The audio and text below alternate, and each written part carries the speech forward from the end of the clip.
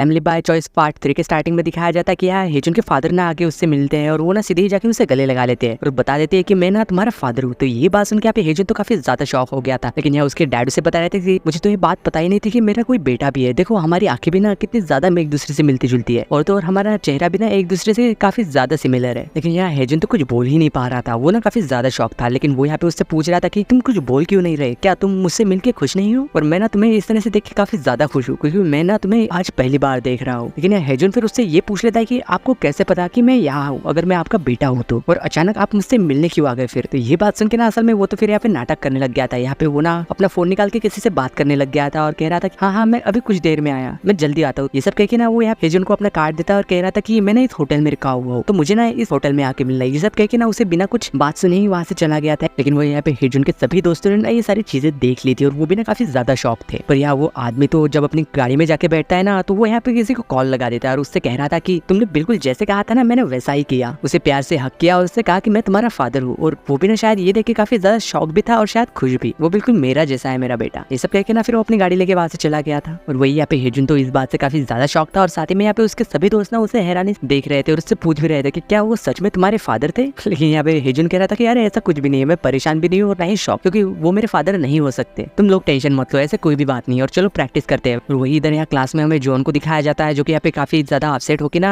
ऐसे ही बेंच पे लेटी हुई थी। तभी यहाँ पे एक लड़की वहाँ उसके पास आके ना उसे फिर से एक लेटर देती है जो कि साना या फिर हेजुन के लिए था। तो इसे देख के यहाँ पे वो तो सोचने लग जाती है कि सारी लड़कियां मुझे ही क्यों लेटर देती है उन दोनों को देने के लिए, वो खुद जाके क्यों नहीं दे देती। और बार बार ना ऐसे ही उसके पास काफी सारे लेटर आ जाते हैं। तो इस बात से ना वो तो काफी ज्यादा परेशान हो गई थी। फिर तभी वहाँ पे उसकी दोस्त भी वहाँ आ गई थी, लेकिन उससे ना गलती से जॉन के सभी लेटर्स नीचे गिर जाते हैं। तो वो ना उसके लेटर को उठा के उसे दे रही थी और साथ ही में ना वो उसे अपना भी लेटर दे देती है, कह रहे थे कि ये मेरा लेटर है, इसे भी तुम दे देना। तो ये देख के ना जॉन तो काफी ज्यादा हैरान हो गई थी, क्या तुम भी सच में उसे लेटर देना चाहती हो? तो ठीक है मैं तुम्हारा भी लेटर रख लेती हूँ। लेकिन वो ऐसे ही जब उन लेटर को ना रख रही थी तो उसे ना एक लेटर मिलता है उसमें से जिसके ऊपर की उसका नाम लिखा हुआ था, यानी कि जुवॉन का। ये देख के ना वो तो काफी ज्यादा सरप्राइज हो गई थी कि शायद ना किसी ने उसके लिए भी लव लेटर लिखा हुआ था। और वो जाके ना फिर यहाँ पे बाद में स्कूल के बाहर चली गई थी और वो ना उसके दोस्त को ये दिखाती है, कह रही थी कि देखो मुझे ना किसी ने लेटर लिखा है, इस पे मेरा नाम लिखा हुआ है और ये पहली बार है जबकि किसी ने मुझे लेटर दिया है। ये सोचते हुए ना ये दोनों ही काफी ज्यादा खुश हो रहे थे। फिर वो ना जब उस लेटर को पढ़ती है तो उसमें ऐसा कुछ लिखा हुआ था कि जब से मैंने तुम्हें पहली बार दिखा है ना तो मेरी ना रातों की नींद ही उड़ चुकी है, मुझे ना सांस लेने भी अब दिक्कत होती है। तो यही सारी चीजें पढ़ते हुए ना जॉन तो काफी ज्यादा शर्मा रही थी और कह रहे थे कि कोई इतनी सारी बातें भी मेरे लिए लिख सकता है, वो भी ऐसी, मुझे तो शर्म आ रही है। ऐसा कहते हुए ना वो तो काफी ज्यादा मुस्कुरा भी रही थी। लेकिन जब यहाँ पे उसके दोस्त ना उसका नाम पूछती है उससे, लेकिन उस लेटर पे तो उस लड़के का नाम ही नहीं लिखा हुआ था, सिर्फ एक्स लिखा हुआ था। तो ये लोग सोचने लग जाते हैं कि आखिरकार वो हो कौन सकता है। लेकिन इसी दौरान यहाँ पे दाल के पास उसकी मॉम का मैसेज आ गया था जो कि उससे कह रही थी कि मैं ना तुम्हें स्कूल से पिकअप करने के लिए आ रही हूँ। और यहाँ फिर ना जॉन वहाँ से चली गई थी अपने घर। जब स्कूल की छुट्टी हो जाती है तो यहाँ पे ये दोनों ना जब घर जा रहे थे, या जॉन ना काफी ज्यादा मुस्कुरा रही थी बार बार सना की तरफ देख के। तो वो भी ना शॉक हो गया था कि ये मुझे ऐसे देख के मुस्कुरा क्यों रही है,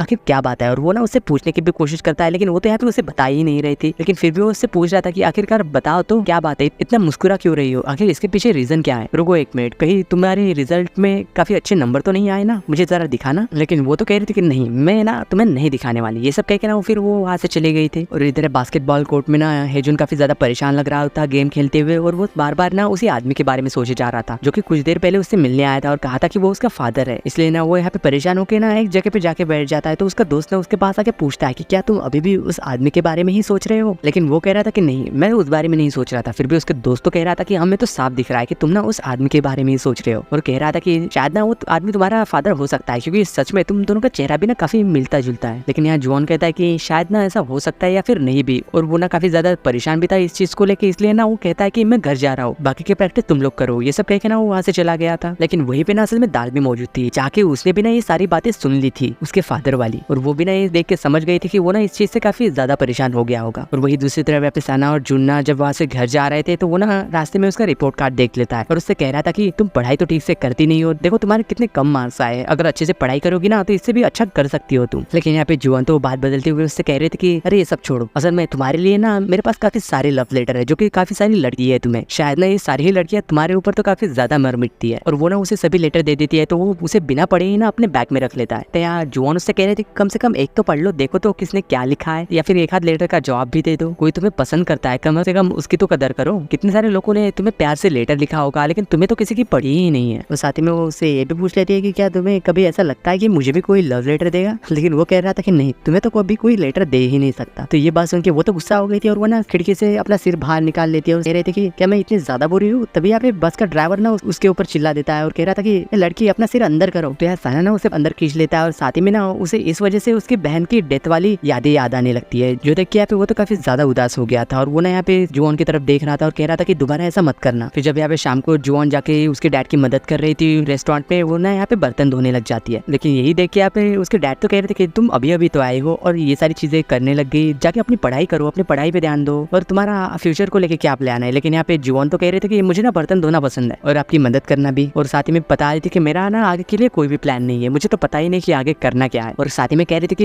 ये सब बातें छोड़ो, मैं तो आपके साथ आपके रेस्टोरेंट में ही काम करूंगी क्योंकि मुझे ना ये काम करना पसंद है आपके साथ। और साथ ही में ये भी बता देते हैं कि मुझे ना आज स्कूल में एक लव लेटर भी मिला है, पर मुझे पता नहीं कि वो कौन था, उसके ऊपर नाम ही नहीं लिखा और ये मेरा फर्स्ट लव लेटर था। लेकिन यहाँ पे उसके डैड तो कह रहे थे कि कम से कम सना को तो बता दो, वो तुम्हारे ऊपर नाराज नहीं होगा। अगर सना को नहीं बताना है तो फिर हैजन को बता दो और कहना कि वो तुम्हारा मजाक ना उड़ाए। तो ये बात सुन के यहाँ पे जॉन ना कह रहे थे कि वो अब तक आया क्यों नहीं, काफी देर हो चुकी है, रुको मैं कॉल करके उसे पूछती हूँ। लेकिन उसका तो यहाँ पे कॉल ही नहीं लग रहा था। और वही इधर यहाँ पे हेजुन को जब दिखाया जाता है जाके वो ना इन सब ख्यालों में खोया हुआ था और साथ ही में बस भी ना अपने स्टॉप से आगे निकल जाती है। यहाँ पे हेजुन सोच रहा था कि कैसे उसके फादर उससे मिलने आए थे और उन्होंने कहा था कि उन्हें ये बात पता ही नहीं थी कि उनका एक बेटा भी है और वो ना उसे काफी ज्यादा मिस करते हैं। तुम्हारी मॉम ने तो मुझे बताया ही नहीं था कि तुम पैदा भी हुई हो, कि मेरा कोई बेटा भी है। यही सब सोच सोच के ना वो तो काफी ज्यादा परेशान हो रहा था और उसे कुछ समझ भी नहीं आ रहा था। लेकिन जब उसे रियलाइज होता है कि वो ना काफी ज्यादा आगे निकल चुका है अपने स्टॉप से, इसलिए वो ना फिर यहाँ पे बस से नीचे उतर गया था। फिर जब काफी रात हो चुकी थी, वो यहाँ पे अपने वापस घर आ चुका था, तो वो यहाँ रेस्टोरेंट के सामने आके रुकता है। लेकिन तभी वहाँ ना जुआन के डैड भी बाहर आ जाते हैं और वो उसे ना देख लेते हैं और देख रहे थे कि वो ना काफी ज्यादा परेशान लग रहा था। लेकिन यहाँ पे जुआन कह रहे थे कि लाई ये मैं कचरा फेंक के आता हूँ, लेकिन वो कह रहे थे कि नहीं, तुम जल्दी से जाके खाना खा लो, काफी ज्यादा भूख लगी होगी तुम्हें, ये कचरा मैं फेंक के आता हूँ। और साथ ही में उससे पूछ भी रहे थे क्यों, क्या हुआ, तुम काफी ज्यादा परेशान लग रहे हो, क्या कोई बात है जो तुम्हें परेशान कर रही है। तो यार वो भी कह रहा था कि हाँ मुझे आपसे कुछ जरूरी बात करनी है। जैसे ही वो यहाँ पे उन्हें बताने ही वाला था कि तभी वहाँ ना उनकी नेबर वाली आंटी आ जाती है, जो कि यहाँ पे फिर ना उसे देख के कह रहे थे कि क्या हुआ, क्या अपने डैड को देख के काफी ज्यादा परेशान हो, तुम्हें भी ना तुम्हारे डैड की मदद करनी चाहिए, उनका ख्याल रखना चाहिए, क्योंकि उन्होंने भी ना तुम्हारा काफी ज्यादा ख्याल रखा है। मैं मारूंगी तुम्हें अगर तुमने कभी उसे परेशान या फिर दुख दिया तो वो भी कह रहा था कि हाँ ठीक है मैं समझ गया, मैं उन्हें ना कभी परेशान नहीं करूंगा और ना ही कभी उन्हें दुखी करूंगा। तो ये बात सुन के ना वो उसे तो एक मजाक में मार देती है। तो यही देख के ना यहाँ पे जॉन के डैड बाहर आ जाते हैं और उससे कह रहे थे कि आप उसे क्यों मार रही है, मैंने कहा था ना आप उसे परेशान नहीं करोगी। लेकिन उसकी यहाँ पे बातें सुन के तो वो तो वहां से भाग गई थी। और वही यहाँ पे हेजन कह रहा था कि यार नहीं वो तो बस मजाक कर रही थी, आप टेंशन मत लो। तो यहाँ पे फिर ना उसके डैड पूछने लग गए थे कि तुम क्या बताने वाले थे बताओ। लेकिन वो यहाँ पे कह रहा था कि नहीं मैं तो बस ऐसे ही कह रहा था, चलिए घर चलते हैं। फिर वो सब ना यहाँ पे घर आके खाना खाते हैं। तो इसी दौरान यहाँ पे सभी लोग ये नोटिस करते हैं कि सच में हेजुन ना काफी ज्यादा परेशान लग रहा था, वो तो यहाँ पे ठीक से खाना भी नहीं खा रहा है। तो सना को ये बात पता चल चुकी थी कि जरूर ना इसके साथ कोई ना कोई चीज तो हुई है। तो यहाँ जुआन ना उससे कह रहे थे कि खाना तो खाओ कम से कम, कब तक ऐसे ही देखते रहोगे। फिर खाना खाने के बाद ना वो तो यहाँ पे अकेले जाके छत के ऊपर बैठ गया था। फिर उसके पास ना यहाँ पे सना ड्रिंक लेके आ जाता है और उससे कह रहा था कि बताओ कि आखिर क्या बात है। तो वो भी कह रहा था कि तुम्हें कैसे पता कि मैं किस बात से परेशान हूँ। तो वो भी कह रहा था कि अगर तुम बताओगे तभी तो मुझे पता चलेगा ना। तो यार हेजुन ना फिर उसे बता ही देता है कि उसके बायोलॉजिकल फादर ना उससे मिलने आए थे स्कूल में और उन्होंने कहा था कि मेरी मॉम ने उन्हें इस बारे में कुछ नहीं बताया था कि उनका एक बेटा भी है। और मैं भी ना ये सारी चीजें देख के काफी ज्यादा शॉक हो गया था और मुझे सच में नहीं पता कि वो सच में मेरे फादर है भी या नहीं। लेकिन यहाँ पे सना उससे कह रहा था कि उस आदमी से ना बच के रहना, इतनी जल्दी किसी पे विश्वास मत करना, क्या पता वो कोई स्कैमर हो। अगर सच में तुम्हें इस बारे में जानना है तो हमें ना फिर तुम्हारी आंटी से जाके मिलना होगा, उन्हें ना इस बारे में जरूर कुछ ना कुछ पता होगा। तो कल जाके हम ना उनसे मिलेंगे। फिर वही जब नेक्स्ट डे हमें पे स्कूल में जुआन और दाल को दिखाया जाता है, जो कि इस बारे में पता करने में लगे हुए थे कि उसे लेटर किसने लिखा, उस मिस्टर एक्स को ढूंढने लगे हुए थे। लेकिन उन्हें तो पता ही नहीं चलता कि जुआन के लिए लेटर किसने लिखा था। काफी कोशिश करने के बाद भी उन्हें ये बात पता ही नहीं चलती। ऐसे ही करते हुए ना वो तो काफी ज्यादा थक चुके हुए थे और साथ ही में ना इन दोनों को भूख भी लगी थी। तो वो यहाँ पे ना फिर सना को कॉल लगाती है और साथ ही में जुआन को, लेकिन वो दोनों ही कॉल नहीं पिक कर रहे थे, इसलिए ना वो परेशान हो गई थी कि वो दोनों चले कहाँ गए, कॉल क्यों नहीं उठा रहे। और यहाँ पे दाल भी सोच रही थी कि हेजुन ना सच में परेशान था कल, क्या इसीलिए वो फोन नहीं उठा रहा। लेकिन वही दूसरी तरफ दिखाया जाता है कि यहाँ पे सना और हेजुन ना असल में उसकी मौसी से मिलने आए हुए थे और यहाँ पे उसको देख के काफी ज्यादा खुश थी। फिर बाद में वो जाके ना बात करते हैं और इसी दौरान ना यहाँ पे हेजुन ने बता देता है कि उसके बायोलॉजिकल फादर आए थे उससे मिलने के लिए। लेकिन यही बात सुन के यहाँ पे उसकी मौसी तो काफी ज्यादा शॉक हो गई थी और कह रही थी कि अब तो तुम मुझसे मिल लिए, लेकिन आगे के बाद मुझसे मत मिलना, अगर फिर भी तुम मुझसे मिलोगे ना तो फिर तुम मुझसे मत मिलना, क्योंकि वो काफी ज्यादा मतलबी इंसान है। तो ये सुन के यहाँ पे हेजुन शॉक होते हुए कह रहा था कि आखिरकार मुझे बात तो बता दो कि आखिर हुआ क्या था। तो उसकी मौसी ना फिर उस सारी बात बता देती है, कह रही थी कि जब तुम्हारी मॉम प्रेग्नेंट थी ना तो उसने तुम्हारे फादर से कहा था कि उसे ना हॉस्पिटल चेकअप करने के लिए ले चलो, लेकिन उसने ना उसका हाथ छोड़ दिया, कह रहा था कि मुझे नहीं चलना, तुम अकेले चली जाओ। और उसने तो उसके ऊपर जरा भी ध्यान नहीं दिया था, यहाँ तक कि जब उसकी डिलीवरी का टाइम आ गया था तब भी उसने तो उसे कांटेक्ट भी नहीं किया था, यानी कि उसने ना तुम्हारी मॉम को छोड़ दिया था अकेले, वो बहुत ज्यादा बुरा था। यहाँ तक कि वो तो तुमसे मिलने भी नहीं आया था जब तुम पैदा हुए थे, और किसी अमीर लड़की से ना फिर उसने शादी भी कर ली थी। और मैंने तुम्हारी मॉम को करीब से दिखाया है कि तुम्हारी मॉम कितनी ज्यादा परेशान थी तुम्हारे लिए और खुद के लिए भी, और मैं उनके साथ थी हमेशा। और तुम्हें शायद ये बात कभी पता ही नहीं होगी कि वो इंसान ना कितना ज्यादा बुरा है, इसलिए तुम ना उससे नहीं मिलोगे। तो ये सब सुन के यहाँ पे हेजुन भी कहता है कि ठीक है, मैं प्रॉमिस करता हूँ कि आज के बाद ना मैं उस आदमी से नहीं मिलूंगा, और आप भी प्रॉमिस कीजिए कि आप मुझे छोड़ के नहीं जाएंगे। तो उसकी मौसी भी कह रही थी कि हाँ, मैं तुम्हें छोड़ के कभी नहीं जाऊंगी, प्रॉमिस करती हूँ। और इसी सीन के साथ फैमिली बाय चॉइस के पार्ट 5 की एंडिंग होती है।